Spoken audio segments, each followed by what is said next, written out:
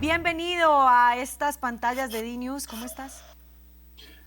Buenas tardes, ¿cómo me le va? Muchas gracias por la invitación en este espacio. Empecemos contándole a los televidentes el marco de contexto de esta noticia, porque este conflicto no es nuevo, no es de hoy. De hecho, tiene larga data, llevan muchos años y necesito que un experto nos explique cuál ha sido el origen primero de este conflicto. El origen es bastante antiguo.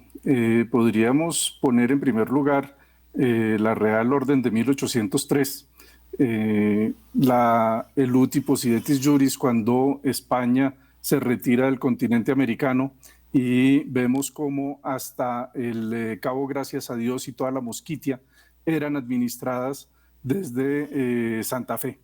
En ese orden de ideas es necesario ya en 1928 que las partes lleguen a un acuerdo para poder establecer con claridad cuál es esa delimitación que debe haber de los diferentes espacios terrestres. Pero ese tratado de 1928, desde el título dice que es en materia terrestre y para la época no era usual hacer una delimitación marítima. Por eso no se hace en ese momento esa delimitación marítima y a partir del 1969 empiezan a crecer las tensiones entre Nicaragua y Colombia por esos espacios marítimos, y Nicaragua incluye las islas. Sí. Era claro para todos que desde el Tratado de Esguerra Bárcenas las islas no hacían parte de ese litigio, pero que no había una delimitación marítima.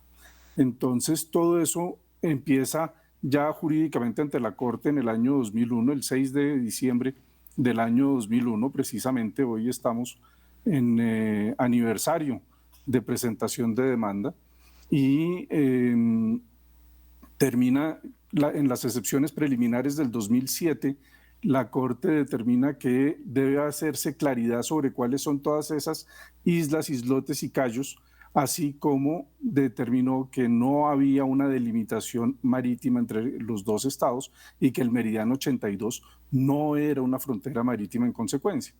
En ese orden de ideas vamos al fondo del asunto, y en ese fondo del asunto, que es la famosa sentencia del 19 de noviembre del 2012, en la que pues la Corte establece esas dos paralelas que nos extrañaron a todos en su momento, cuando dejó como enclaves a Serrana y a Quitasueño.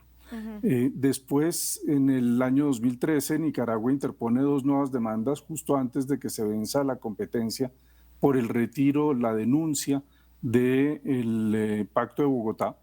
Y la tercera demanda fue la que terminó el 21 de abril de este año, y en este momento estamos con la segunda en el tiempo que fue presentada, que es la de Plataforma Continental Extendida. Ok, Ricardo, ahora quiero preguntarte, ¿cuál es el real interés que tiene Nicaragua sobre este pedazo de la plataforma continental? Porque tengo entendido que no solamente es por el tema del agua. ¿Qué hay detrás de ese interés que tiene Nicaragua en ese pedazo? Lo que realmente está en juego en este momento es el suelo y el subsuelo marinos, más allá de las 200 millas náuticas de la zona económica exclusiva nicaragüense. Y lo que hay en juego allí, pues, es toda la exploración y explotación de hidrocarburos eventualmente que haya en esas zonas. Lo curioso de esta petición es que si la Corte accede a las peticiones nicaragüenses, el suelo y el subsuelo serían de Nicaragua y el agua que está encima sería de Colombia. Entonces, ahí te puedo hacer una pausa. Entonces, en dado caso que Nicaragua quisiera explotar hidrocarburos, tendría que tocar la puerta de Colombia y decirle: hola, vengo a este pedazo de mar para pasar por tu territorio y explotar lo que está debajo. ¿Cómo funcionaría eso ahí? Nicaragua tendría que pedir los permisos respectivos para poder, por ejemplo, poner las islas artificiales para poder realizar esa exploración y esa explotación. Poder, como hay libertad de navegación en esas aguas, pero no habría libertad de que los buques se queden ahí para hacer investigación de cualquier tipo. Entonces, todos esos permisos tendrían que ir de la mano con Colombia. Pero la verdad, como quedó claro hoy después de las audiencias orales en las que Colombia presentó su posición, realmente es muy difícil que Nicaragua gane esas pretensiones en la medida en que se esté adentrando dentro de las 200 millas náuticas de Colombia. Claro, y es que además de esto, pues sería un conflicto entre las dos naciones que eso se presentara así, porque si el fallo sale a favor de Nicaragua, se crearía ya un conflicto por el tema que tú dices, o sea, instalar la isla para poder explotar los hidrocarburos generaría otro tipo de consecuencias y de conflictos que a mi manera de ver, te lo pregunto a ti que eres el experto, ¿no estarían a consideración de los jueces del caso?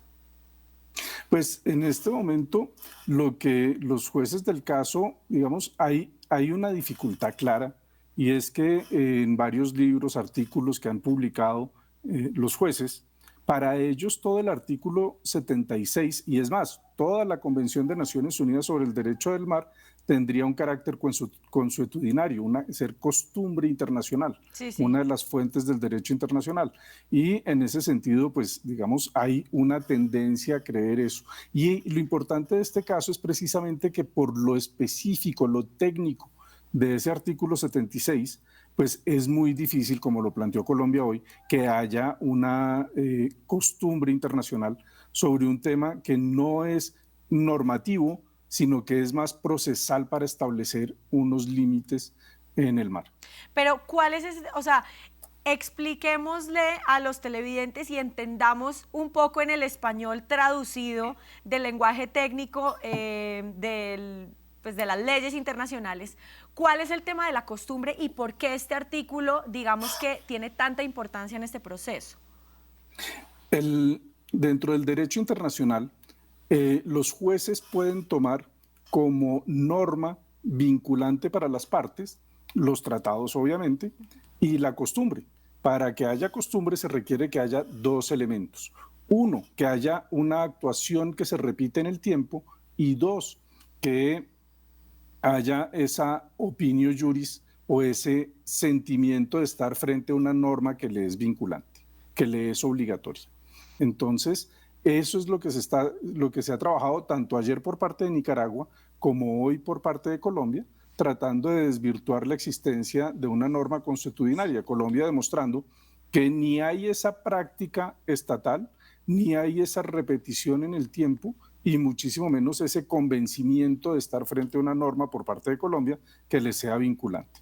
Y creo que eso quedó muy claro hoy cuando uno de los abogados, Túbena precisamente, dice que pues para Colombia es imposible creer que está frente a una norma que le es vinculante en la que se le permitiría a un tercer estado adentrarse en su zona económica exclusiva. Entonces, ese es como el argumento que fue presentado hoy, una pequeña parte del argumento que fue presentado hoy. Sí, es que en realidad es bueno recalcar que todo este interés y todo este litigio y esta pelea en realidad tendría un trasfondo ni siquiera es territorial, sino es la explotación económica de los hidrocarburos debajo de la parte marítima. Así es, no hay un solo centímetro cúbico de agua en juego en este momento.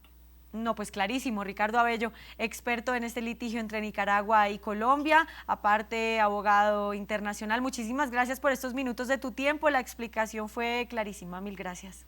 Muchísimas gracias por la invitación.